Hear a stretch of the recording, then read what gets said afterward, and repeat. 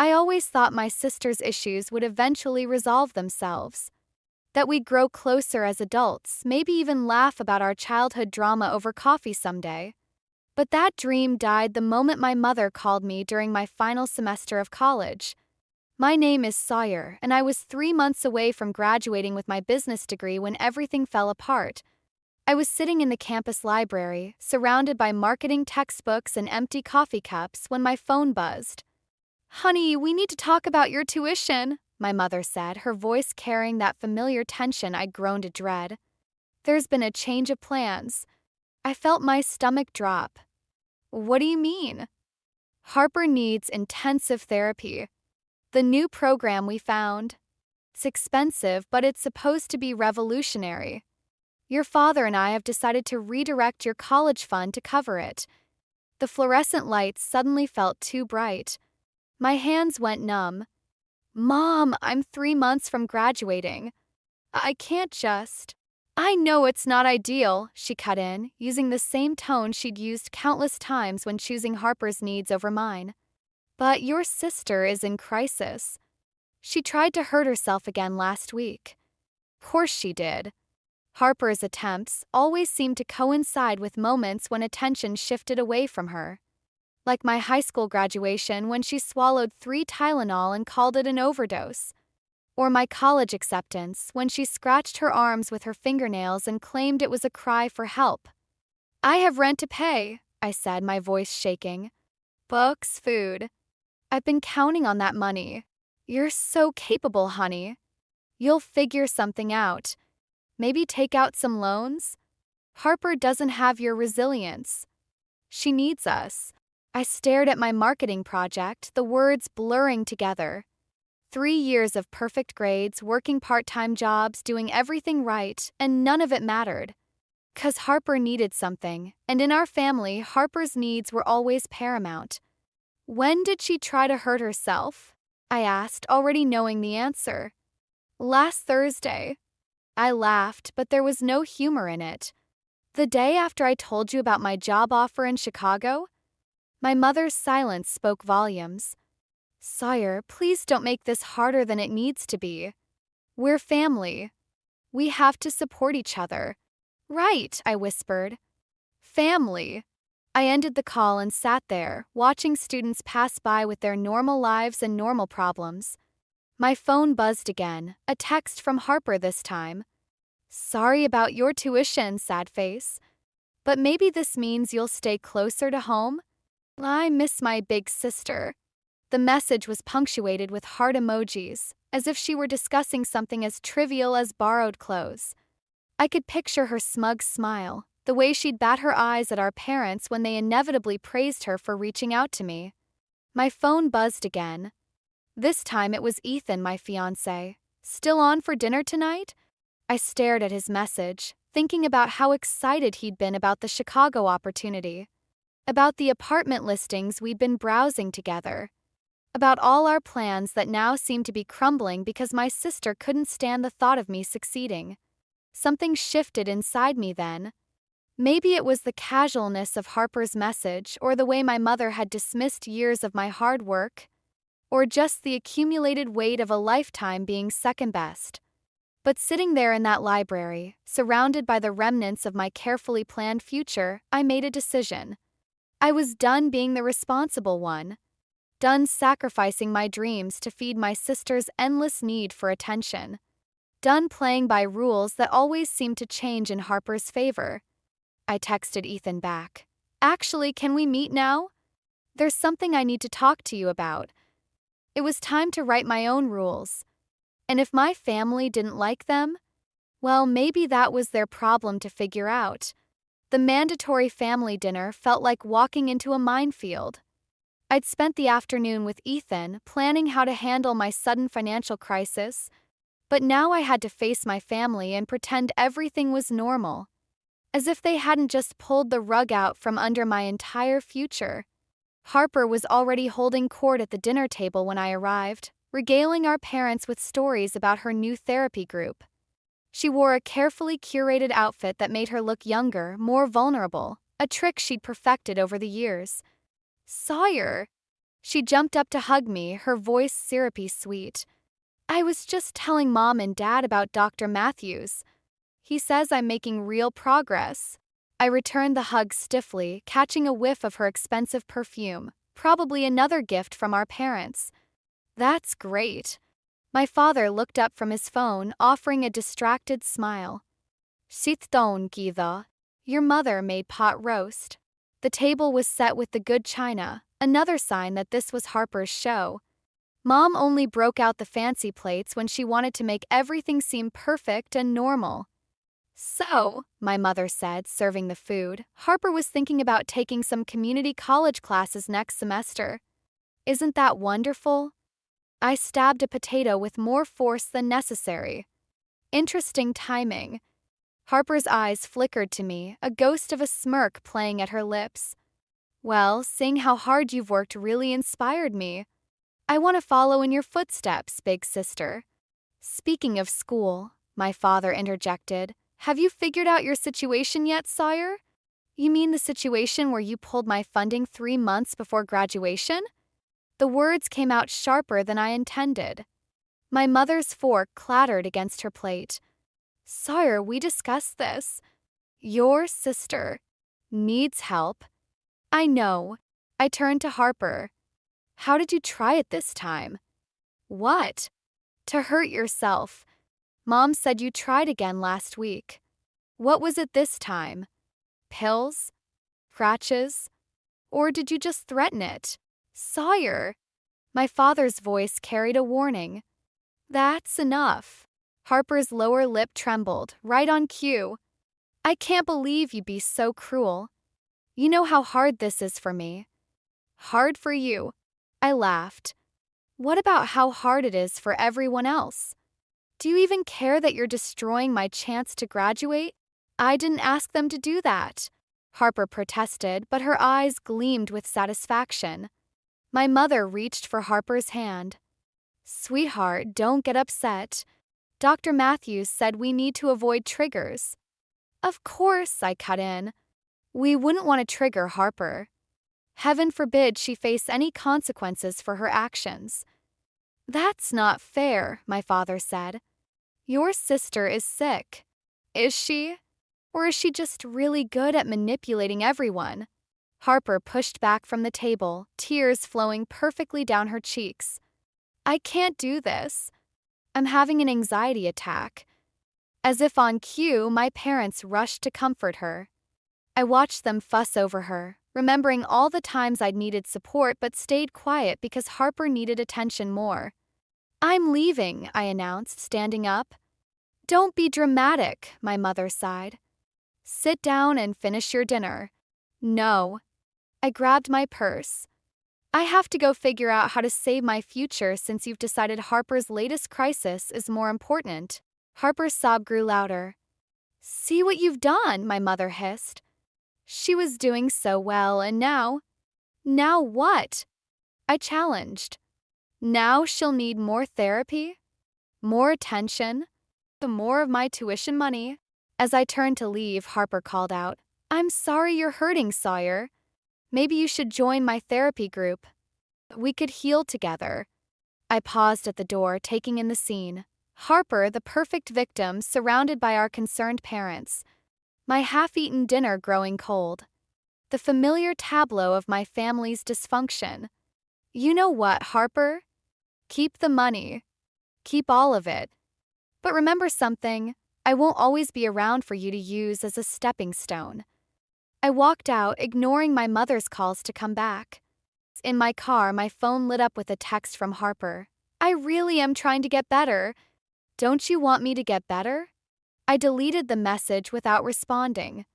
For the first time in my life, I didn't care if Harper got better. I just wanted to get free. After the disastrous family dinner, I sought refuge at my grandmother Evelyn's house. She'd always been my safe harbor, the only one who saw through Harper's performances. But when I arrived, I found her sitting at her kitchen table, looking more troubled than I'd ever seen her. I was hoping you'd come by, she said, pushing a cup of tea toward me. We need to talk about your sister. My stomach clenched. What did she do? She came to me last week, crying about needing money for some experimental therapy. Said your parents couldn't afford it. Evelyn's hands trembled slightly as she lifted her cup. I gave her $5,000. You what? The room seemed to tilt. Grandma, that therapy money was supposed to come from my tuition. I know that now. Her voice hardened. I called Linda yesterday to ask how Harper's new treatment was going. Imagine my surprise when she had no idea what I was talking about. A knock at the door interrupted us. Through the window, I saw Harper standing on the porch, wearing the same vulnerable outfit from dinner. Evelyn's expression turned to steel. Perfect timing, she muttered, moving to answer. Harper breezed in like she owned the place. Grandma, I can explain everything, oh. She faltered when she saw me. Sawyer? What are you doing here? Funny, I was about to ask you the same thing. I came to talk to Grandma about the therapy program. Harper's voice wavered perfectly. There's been a misunderstanding. Stop. Evelyn's command cut through the air. Where's my money, Harper? I spent it, Harper admitted, tears already forming. But it was for something important. I needed a new car.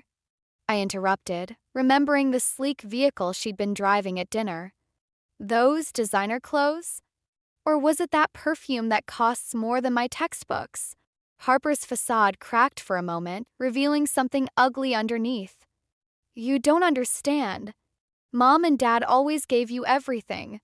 I just wanted. They gave me everything? I stood up so fast my chair scraped across the floor. They just took away my entire future for you. Because I need help, Harper wailed, but her eyes remained dry despite her theatrical sobs. I'm sick, Sawyer. Why can't you understand that? The only thing wrong with you is that you're a pathological liar, Evelyn said quietly. I've watched you manipulate this family for years, but stealing from me? That's a new low. Harper switched tactics, her vulnerability morphing into anger. Fine. Keep your money. I'll tell Mom and Dad how you both attacked me when I came here seeking help. They'll believe me. They always do. Get out. Evelyn's voice was steel.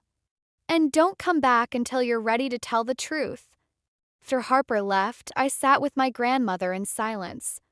My phone buzzed with messages from my mother, no doubt already receiving Harper's version of events. I'm sorry, Evelyn said finally. I should have seen through her act. Everyone falls for it eventually. I stared into my cold tea. That's her superpower. Not anymore. Evelyn reached for her checkbook. I'm giving you the money for your tuition. Grandma, no. I can't. Yes, you can. And you will. She started writing. I've enabled Harper's behavior by staying quiet all these years. It's time someone in this family stood up for you. My phone buzzed again, a text from Harper. Hope you're happy. Mom and Dad are furious about how you and Grandma treated me. Good luck explaining yourself. I showed Evelyn the message, and she shook her head. You know what happens to people who constantly cry wolf, Sawyer? Eventually, the wolf really comes, and no one's left to help them. Looking at my grandmother's determined face, I felt something shift inside me. Harper had finally overplayed her hand. She'd gotten greedy, thinking she could manipulate everyone indefinitely. But she'd forgotten one thing: every con has its expiration date. I took out my phone and started typing evidence. Dates, incidents, patterns of behavior. Every manipulation, every fake crisis, every stolen opportunity. It was time to show my parents who their perfect daughter really was. What are you doing?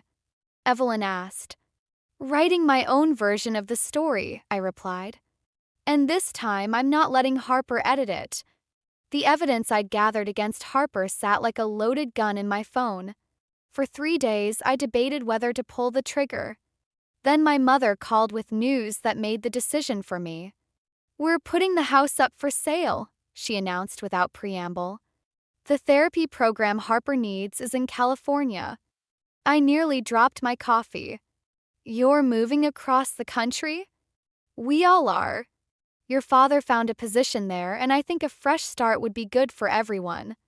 Harper's so excited about it. Course she was.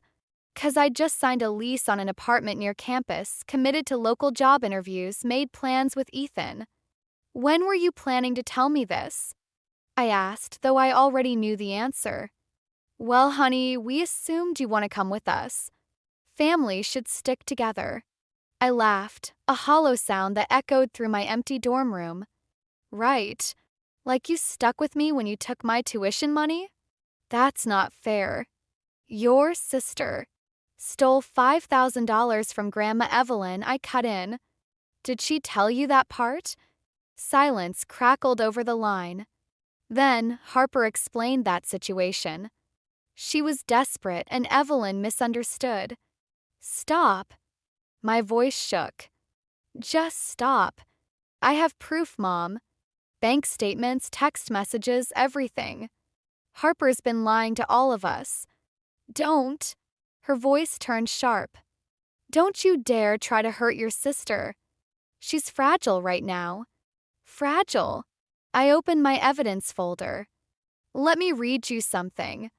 Last month, while you thought Harper was at therapy, she was actually... I don't want to hear it. My mother's voice rose to a near shout. Why can't you just support her? Why do you have to make everything so difficult? The words hit like a physical blow. 23 years of being the good daughter, of swallowing my needs, of watching Harper manipulate and destroy. And I was the difficult one? You know what? I said quietly. You're right. I am making things difficult. So let me make it really simple. I'm not going to California. I'm not giving up my life for Harper anymore. And if you sell that house, the house I grew up in, the house where Dad promised we'd always have a home, then don't expect me to ever come back. You don't mean that. But I heard the uncertainty in her voice. We're family. No, Mom. We're Harper's support system. There's a difference. After hanging up, I sat in the growing darkness of my dorm room. My phone lit up with texts from Harper. Can't wait to be roomies in Cali. Just like when we were kids. Though maybe you should stay here. Ethan might get lonely without you, winking face. The implied threat in that last message made my blood run cold. I knew Harper's pattern. If she couldn't control someone, she destroyed them. And now she was setting her sights on Ethan. I called him immediately. We need to talk. In person. I'm at work, he said. Everything okay? No. I looked at Harper's message again. Nothing's okay. An hour later, I sat across from Ethan in his car, parked outside the coffee shop where he worked. I showed him everything, the evidence, the texts, Harper's threat. Jesus, he whispered, scrolling through the messages. Your sister needs serious help.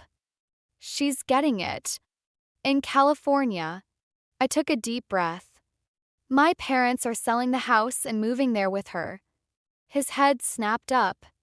What about us? Our plans. They expect me to go with them. To give up everything here and start over where Harper can have a fresh start. I couldn't keep the bitterness from my voice. Ethan was quiet for a long moment. Then he reached into his glove compartment and pulled out a small box. I was going to wait until your graduation, but... He opened it, revealing a simple engagement ring. Maybe we need our own fresh start. I stared at the ring, then at Harper's threatening message still glowing on my phone. In that moment, I realized I had to make a choice. Keep playing Harper's game and lose everything, or finally start fighting back. I took the ring. Harper wanted a war? Fine. But this time, I wasn't going to be the only casualty. The engagement ring felt heavy on my finger as I walked into my childhood home one last time. My parents were hosting a farewell dinner before their move to California, and I decided it was time to make my own announcement. Ethan squeezed my hand as we approached the front door. You sure about this? He whispered. I nodded, though my stomach churned. Through the window, I could see Harper helping Mom set the table, playing the perfect daughter role. She'd been suspiciously quiet since her threat about Ethan, which only made me more nervous. The moment we stepped inside, Harper's eyes locked onto my ring. Her smile flickered for just a second before spreading wider. "Oh my God, are you engaged?" Before I could answer, she threw her arms around me in an enthusiastic hug. "I'm so happy for you," she whispered in my ear, then added so only I could hear. "Though it's a shame you won't get to have the wedding at home, since we're selling it and all." My mother's reaction was more subdued. She stared at the ring, then at Ethan, as if seeing him for the first time. "This is unexpected, is it?" I challenged. "We've been together 3 years." But with the move to California— "I'm not going to California," I cut in. "I thought I made that clear." My father emerged from his study, drawn by the tension in our voices. "What's going on?" "Sawyer and Ethan are engaged," Harper announced, her voice dripping with sweetness. "Isn't it wonderful?" Though the timing seems a bit rushed, almost like a desperate attempt to stay here. "It's not desperate," Ethan said firmly. "I've been planning this for months." "Of course you have," Harper smiled, but her eyes were cold. "I just hope Sawyer isn't using you to avoid her family responsibilities." "Responsibilities?" I laughed. "You mean enabling your lies? Watching you manipulate everyone? Giving up my future so you can have another fresh start?" "Sawyer," my mother warned, "your sister is trying to get better." "No, she's not." I pulled out my phone. "She's trying to control everyone.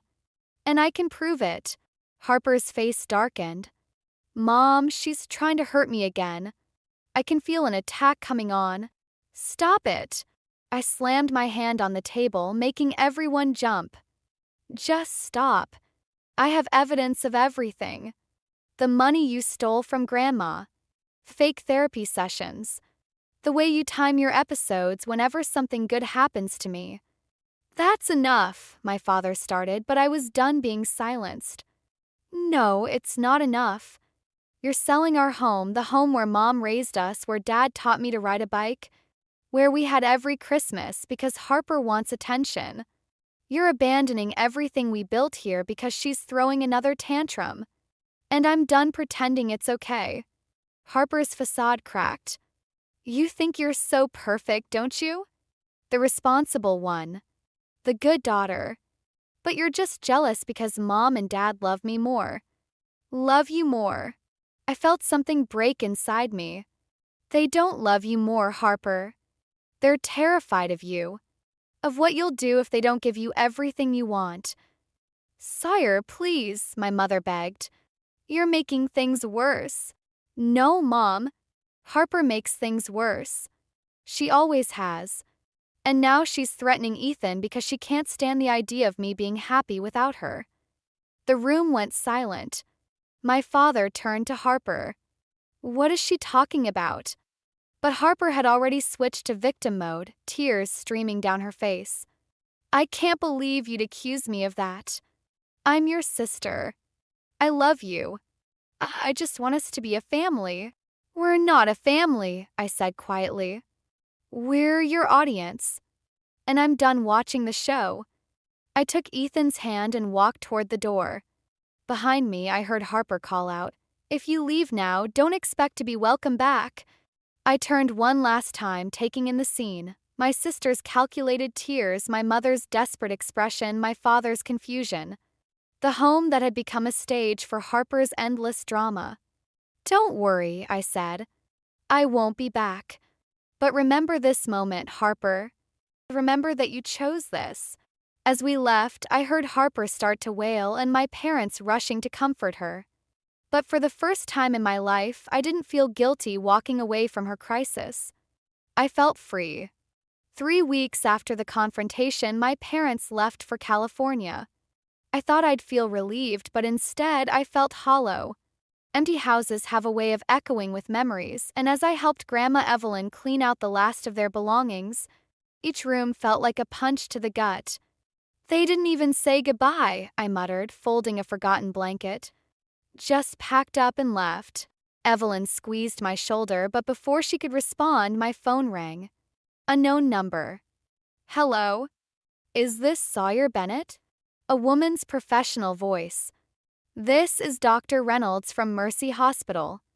We have your sister Harper here. My blood ran cold. What happened? She was found unconscious in her hotel room. Parent overdose. Your parents are still in transit to California, and you're listed as her emergency contact. Course I was. They probably hadn't updated the paperwork yet. Is she? I couldn't finish the question. She's stable, but she's asking for you. She seems quite distressed. I looked at Evelyn, who had heard enough to understand. She nodded grimly. Go. I'll finish here. 20 minutes later, I stood outside Harper's hospital room, watching through the window as she lay there, looking smaller and more vulnerable than I'd ever seen her. A nurse approached me. She's been asking for you repeatedly. Though. The nurse hesitated. You should know she tried to refuse treatment at first. Said she wanted to make Sawyer sorry. My hands started shaking. Even now, even here, it was all manipulation. But what if it wasn't? What if this time was real? Harper's eyes found me through the window. She lifted one hand weakly, and for a moment I saw the little sister who used to crawl into my bed during thunderstorms. I walked in. You came, she whispered, tears streaming down her face. I didn't think you would. What happened, Harper? I couldn't do it. Couldn't leave knowing you hate me. Her voice cracked. Mom and Dad don't understand me like you do. They never have. Stop it. My voice was harder than I intended. Just stop. Are you really hurt, or is this another performance? Her face changed just slightly. Why do you always think I'm lying? I could have died. Did you want to die, or did you want me to feel guilty? She didn't answer immediately, which was an answer in itself. I called Mom and Dad, she said instead. They're turning around. Coming back. They said you should stay with me until they get here. Course they were. Course Harper had found a way to drag them back, to keep everyone dancing to her tune. No, I said quietly. What? I said no. I'm not staying. I'm not playing this game anymore. Harper's monitor started beeping faster. You're going to leave me alone? After I almost died. You didn't almost die. The nurse told me they pumped your stomach. You took just enough pills to seem serious, but not enough to do real damage. You timed it perfectly, didn't you? Right when Mom and Dad were too far away to come back quickly, but not so far that they couldn't turn around. You're cruel, she spat, dropping the vulnerable act. This is why I did it. To show everyone who you really are. I stepped closer to her bed. No, Harper. This shows everyone who you are. And I'm done being your audience. If you leave now, she called after me, I'll tell them everything was your fault, that you pushed me to this. They'll believe me. They always do. I paused at the door. You know what the difference is between us, Harper? I don't care if they believe you anymore. But walking out of that hospital was the hardest thing I'd ever done. My phone exploded with messages, from my parents, from relatives, from family friends. All of them telling me what a terrible sister I was, how Harper needed me, how family should stick together. I turned my phone off. Later that night, curled up in Ethan's arms, I finally let myself cry. Not for Harper, not really. But for the sister I never had and for the family I'd needed but never got. You did the right thing, Ethan whispered. Then why does it feel like she won? Because this isn't the end, he said. It's just the beginning. He was right. This was just the beginning. And for the first time, I wasn't afraid of what came next. I should have known Harper wasn't done. 2 days after the hospital incident, I came home from work to find Ethan's car in our driveway and Harper's new BMW parked behind it. My hand shook as I unlocked the door. The scene inside froze my blood. Harper was perched on our couch, wearing a dress I recognized from my own closet. Ethan stood by the window, his face pale, keeping as much distance between them as possible. "Oh, hi, sis." Harper's voice dripped honey. "I was just telling Ethan how worried I've been about you. About your anger issues." "Get out." My voice was surprisingly steady. "That's exactly what I mean," Harper turned to Ethan. "She's always so hostile. Mom and Dad are terrified she might do something dangerous. That's why they left, you know. It's not because of me." Ethan started to speak, but Harper cut him off, rising from the couch with practiced grace. "They told me everything, Ethan. How she's been jealous of me since we were kids. How she twists things to make me look bad." She stepped closer to him. "How she's probably using you to hurt them." "Stop it, Harper. I'm just trying to protect him." Another step closer. "He deserves to know what he's getting into. How you'll eventually turn on him just like you turned on us." I watched her move toward Ethan, recognizing her familiar pattern. The vulnerable pose, the wide eyes, the slight tremor in her voice that made people want to comfort her. "Show him," I said quietly. Harper froze. "What?" "Show him the texts. The ones where you threatened him. Show him the bank statements from Grandma's account. Show him the hospital records that prove you timed your overdose perfectly." "I don't know what you're talking about." But her mask slipped just slightly. "Yes, you do." I pulled out my phone. "Because I have copies of everything. Every manipulation. Every lie. Every calculated crisis." "You're doing it again," she said, but her voice wavered. "Twisting things. Making me the villain." "No, Harper. You did that yourself." I turned to Ethan. "Tell her what happened when she got here." Harper's eyes widened. Ethan cleared his throat. "She tried to kiss me.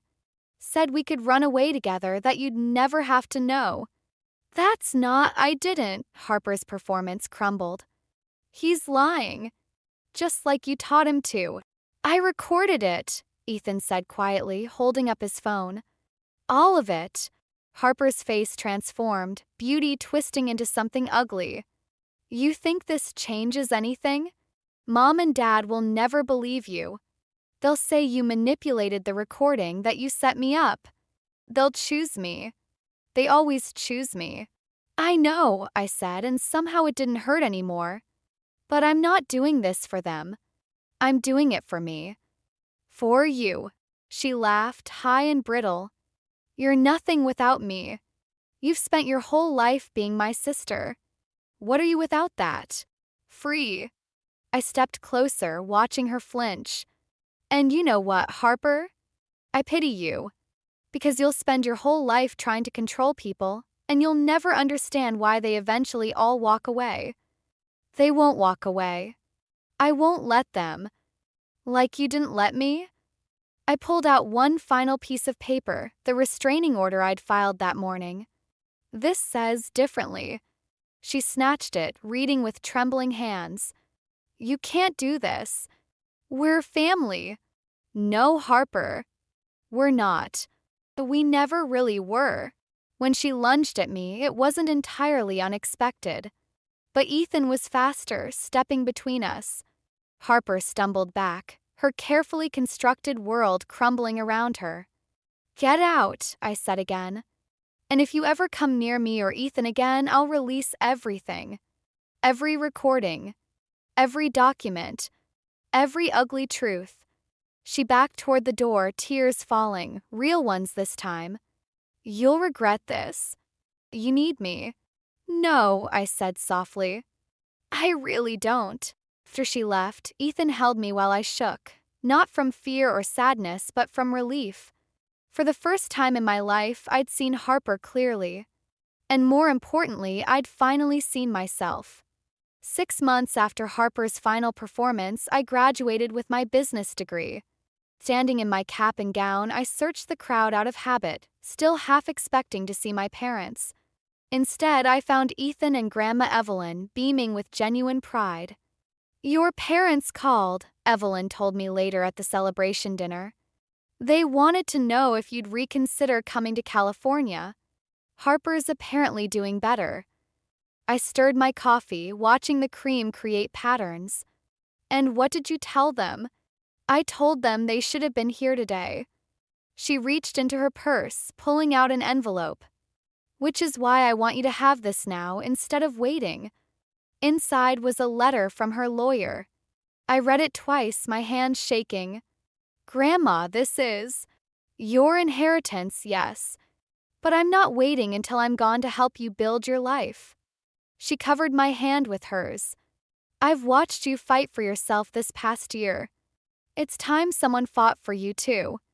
The amount was enough to start the small marketing firm I dreamed about.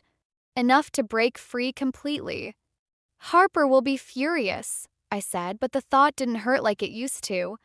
"Harper needs to learn that actions have consequences." Evelyn's voice was firm. "Just like your parents need to learn that enabling isn't the same as loving." My phone buzzed, a text from my mother. "Harper saw your graduation photos online. She's upset you didn't invite us. Please call." I deleted it without responding. "You know what the strangest part is?" I said to Evelyn. "I thought getting revenge on Harper would feel better. Make everything right. But when I finally stood up to her, it wasn't about revenge at all." "What was it about?" "Freedom. From her, from their expectations, from who I thought I had to be." Ethan joined us, sliding into the booth. "Speaking of freedom, I have news." He grinned. "The Chicago firm called. They want both of us, you for marketing, me for development. We can start next month." I felt something settle in my chest, not happiness exactly, but peace. "What do you think, Grandma? Should we go?"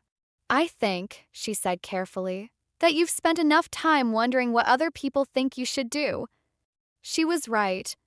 Later that night, I sat at my desk, looking at the last family photo we'd taken before everything fell apart. Harper stood in the center, of course, with our parents flanking her protectively. I was on the edge, already fading from the frame. My phone lit up with a new email from Harper. "I'm sorry for everything, but I miss my big sister. Please come visit. I promise things will be different." For a moment, I felt the old pull. The urge to fix things, to be the good sister, to maintain the peace. But as I looked at the inheritance letter, at the Chicago job offer, at my engagement ring catching the light, I realized something important. Sometimes the happiest endings don't involve forgiveness. Sometimes they just involve freedom. I opened my laptop and began typing. "Harper, I hope you find whatever it is you're looking for. I hope you heal, grow, and learn to be happy without needing to control everyone around you. But I won't be there to see it. I'm not your audience anymore. I'm not your victim. I'm not your sister. I'm just free. Sawyer." I hit send, then blocked her email address. On my desk, the family photo stared up at me. I picked it up, considering it one last time, then dropped it in the trash. Tomorrow, Ethan and I would start planning our move to Chicago. Tomorrow, I would begin building my marketing firm with Evelyn's gift. Tomorrow, I would continue becoming the person I was always meant to be. But tonight, I simply sat in the quiet of my freedom and finally completely let go. Some might call it revenge that I got everything Harper tried to take from me. But the truth is, the best revenge wasn't hurting her, it was healing myself. And that's a victory she can never take away.